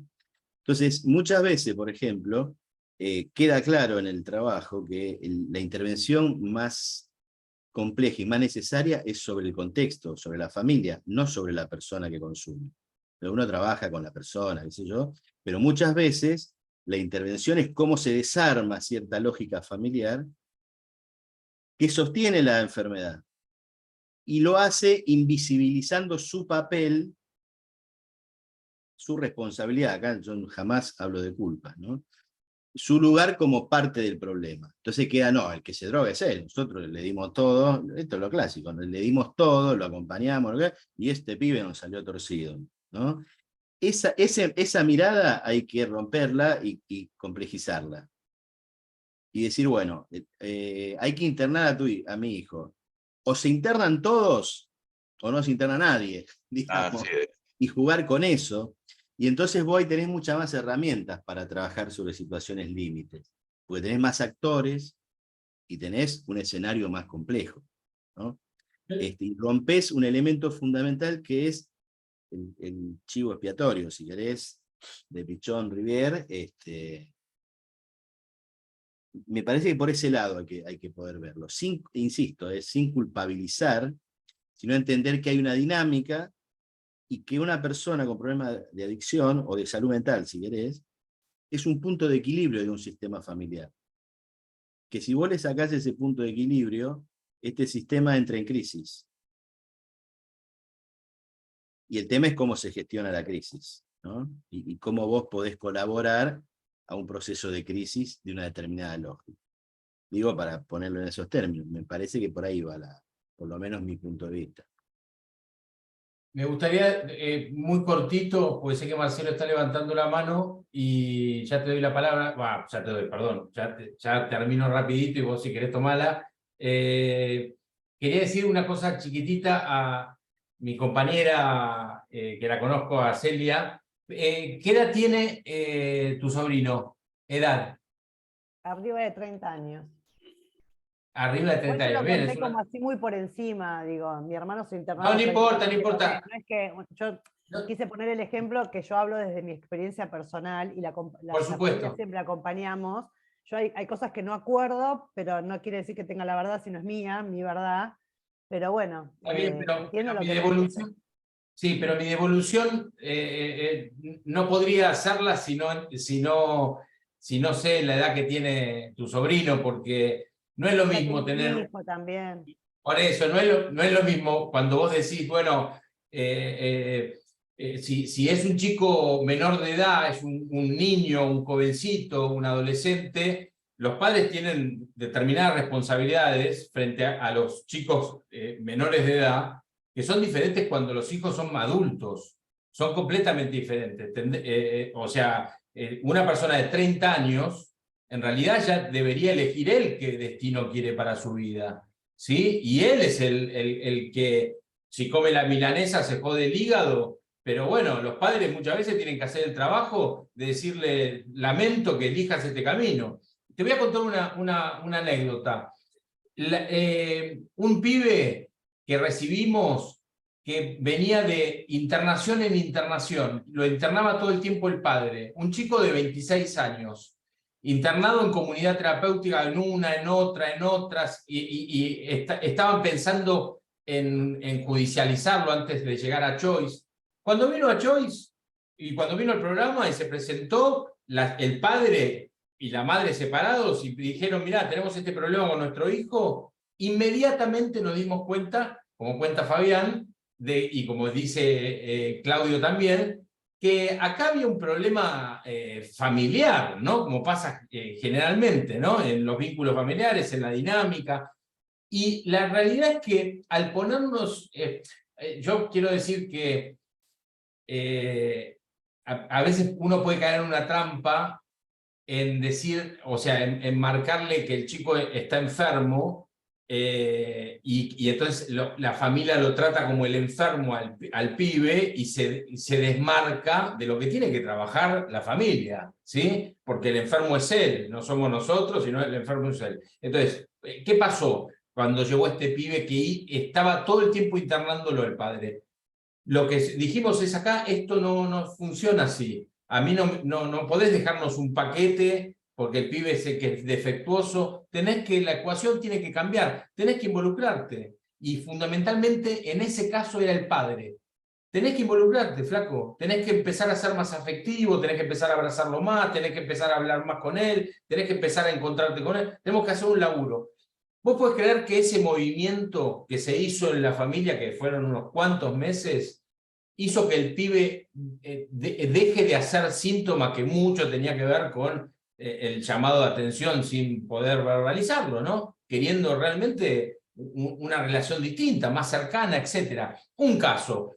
Esto se puede repetir o no, porque a veces es complejo. Los padres están o estamos y los hijos eligen mal, que eligen por las amistades, por el contexto, por lo que sea, porque no siempre la familia es la responsable. Tampoco voy a ser injusto. Yo creo que muchas veces, la gran mayoría de lo que vemos nosotros, cuando vemos al pibe, si miramos a la familia, entendemos todo, generalmente. Pero también puede pasar que en una familia, la familia funcione y el pibe no funcione, o la persona no funcione. Entonces, ¿qué digo? Para mí, en el caso de que sea una persona que está todo el tiempo en ese devenir de estar mal, si es un mayor de edad, hay que tratar de cambiar la cuestión de un proceso que los involucre a todos, pero si él no quiere modificar, de última hay que aprender a soltar. Hay que aprender, aunque te parezca fuerte escucharlo, Celia, hay que aprender a soltar.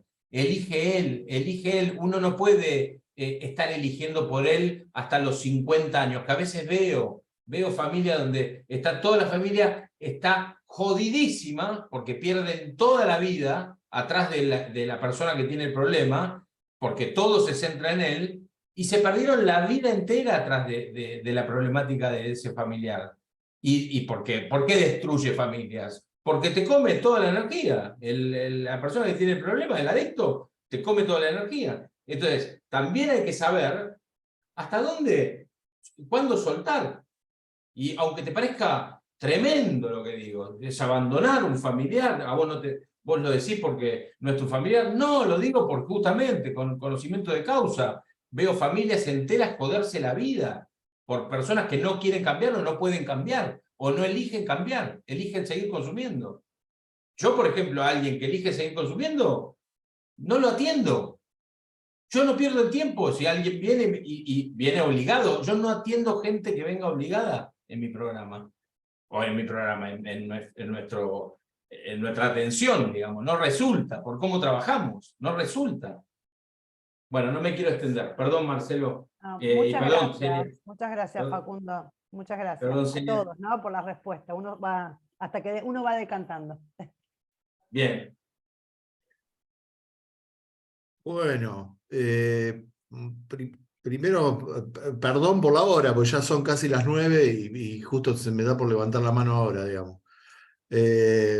Nada, que necesitaba expresar la sensación de privilegio que tengo de estar escuchando a Claudio, a Facu, a Fabián, y de estar compartiendo con el resto de nosotros, de estar con Julio, con las chicas del equipo mío y tal. Necesitaba expresarlo. Necesito agradecerme a mí mismo por darme la oportunidad de estar acá hoy, porque creo que, como siempre que participo de espacios donde están ustedes, salgo sumamente enriquecido, y mucho del quehacer mío y muchos de los proyectos que estoy llevando adelante ahora tienen que ver con aquella casa en San Isidro, donde lo conocí más de cerca a Facu, o con un encuentro en el PC7 donde Claudio dijo 3 palabras en un grupón que parecían tiradas al viento y que a mí me dio vuelta la vida. O bueno, algo similar me pasó con Fabián, ¿no? En esto de plantarse en algo que me resonó mucho ahora, ¿no? Esto de, el otro día Fabián hablaba y expresaba esta sensación, muchas veces tenemos, de no entender lo que está pasando y estar en pelota, ¿no? De enfrentarnos a la complejidad. Y escuchando esto, me aparece esta imagen de afrontar la complejidad, ¿no? Trinidad es una chica que se ha sumado siempre con nosotros, quiere trabajar con nosotros y tal. Ella trabaja en el barrio 31, en Retiro. Y cuando yo le pregunté qué es lo que hacía ella en el barrio 31, ella me contestó: espero a ver qué entra por la puerta. Esa fue una respuesta que para mí me marcó muchísimo, en cuanto a esto de no tengo la menor idea de lo que va a entrar por la puerta. Yo no sé qué es lo que va a entrar por la puerta, no tengo forma de saberlo, ni de anticiparlo, y que si tuviera una forma de saber o de anticipar qué es lo que va a entrar por la puerta, la estaría cagando, porque estaría prejuzgando a aquella persona que va a entrar por la puerta, con su historia, con su problema, con su capacidad de decir no quiero más, basta, y quiero cambiar mi vida, y su libertad de decir quiero seguir así y pegándomela en la pera hasta que me muera, y poder acompañar eso. Yo creo que y ya no quiero proponer pedir respuesta porque estamos muy jugados con el horario, pero digo, esto de apareció la palabra artesanal, aparecieron muchas palabras muy significativas, y creo que tiene que ver con eso, con pararnos ante lo que no conocemos, ante lo complejo, poder abordar esa complejidad y decir, la verdad que no sé si voy a poder, no sé si no voy a poder, no sé si el resultado va a estar de acuerdo a una expectativa que yo pueda o no pueda tener, o a la expectativa que esa persona pueda o no pueda tener, pero sin embargo abro la puerta y me encuentro con el otro, ¿no?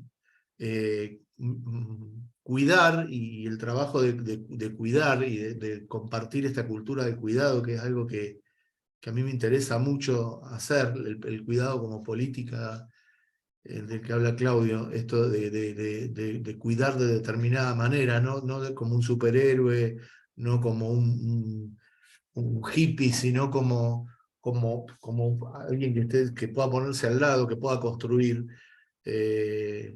y sobre todo en los espacios estudiantiles, ¿no? En los colegios secundarios, donde los pibes tienen tanto para decir y tan variado.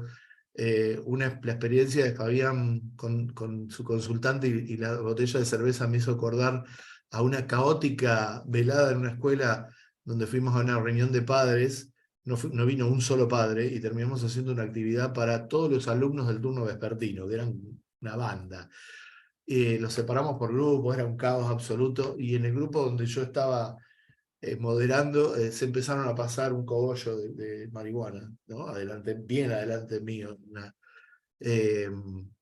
Y todo lo que abrió esa situación, ¿no? Fue un grupo que habló después de cultura y con una profundidad que fue increíble, como estos pibes encararon el tema de cultura y tal. La realidad es que esto me parece que es fundamental de lo que yo he aprendido de ustedes, ¿no? Esto de abrir la puerta, recibir lo que ingresa, lo que entra por la puerta, y no tengo la menor idea de qué es lo que es. Lo iré viendo, lo iré acompañando si es que puedo, y si es que no puedo, diré no puedo.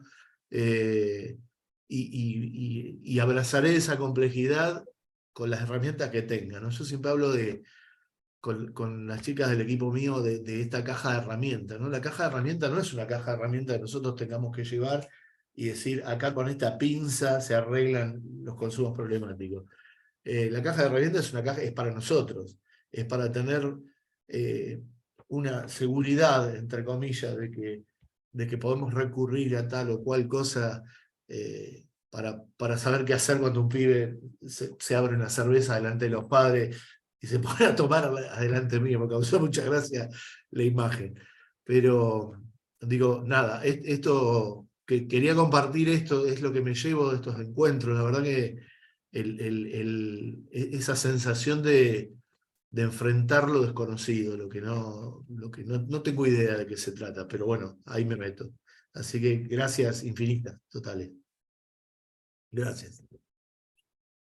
Gracias, Marce. Y bueno, para ir cerrando, sobre todo, porque allá en España ya son las 2 de la mañana, 2 y 5 más o menos. 2 y 5, che.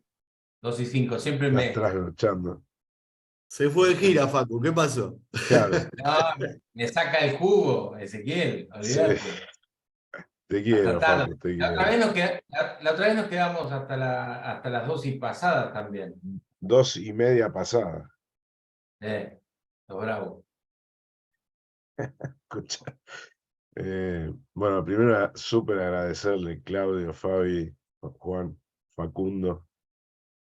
Es un lujazo y nos hacen pensar, nos hacen reflexionar, nos hacen chequear en qué lugar estamos parados ante esta complejidad.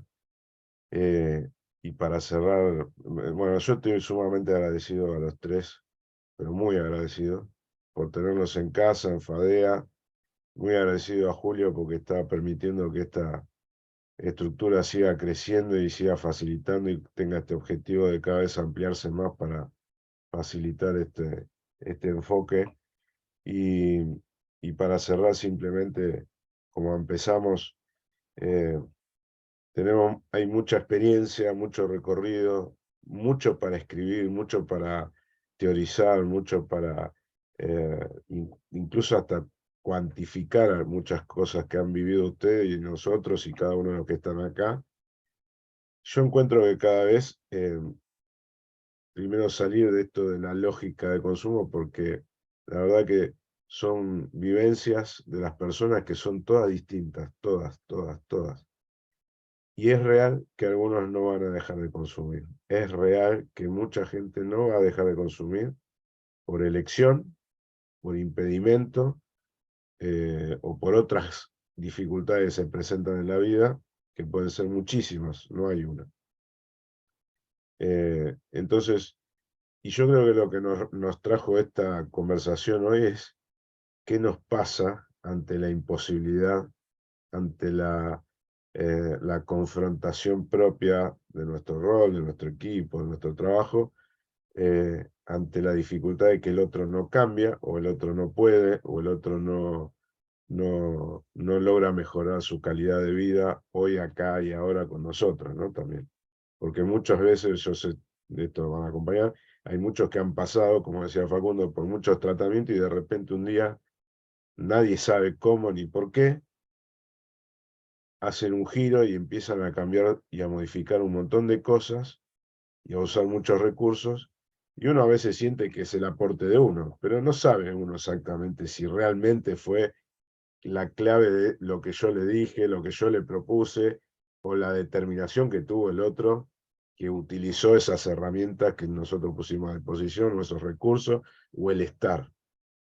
Facundo, Fabián y Claudio, muchos seguramente van a acompañar la devolución de muchos consultantes cuando dicen sentí el acompañamiento, sentí el recibimiento, sentí que no me juzgaban, sentí el cariño, el amor. Y uno se queda pensando a ver si simplemente fue donde empezó todo y después se abrió un camino que desconoce o conoce poco del mundo interno del otro. Así que, bueno, con esto hoy terminamos y cerramos la campaña de junio de concientización, de trabajar en esto de proponer el desarrollo personal como un modo de prevención.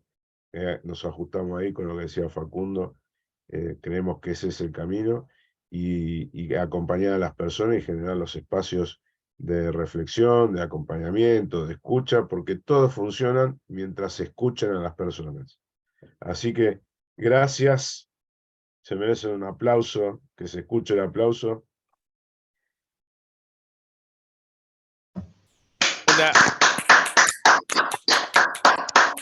Una sola cosita para acompañar algo que pasó ahora último, y lo quiero dejar como un regalo. Se habló tanto de la responsabilidad, y me han escuchado muchas veces decir esto, que estamos aquí para buscar la mejor manera de ayudarnos uno a otro en el más profundo sentido humanístico, y quiero remitirlo a esta cuestión de la responsabilidad.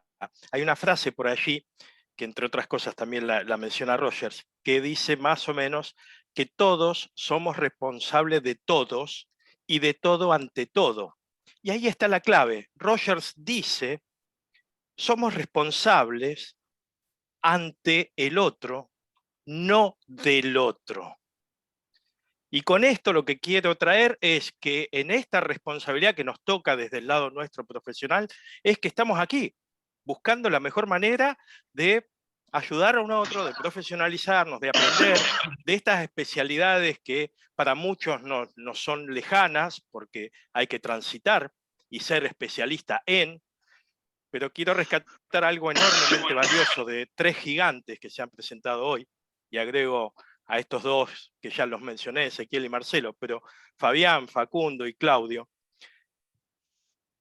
en esta presencia tan enorme, tener esta capacidad, que solo es la capacidad de los grandes, y la humildad de reconocer en el más profundo sentido humanístico que no sabemos nada del otro y que nos rendimos ante el otro.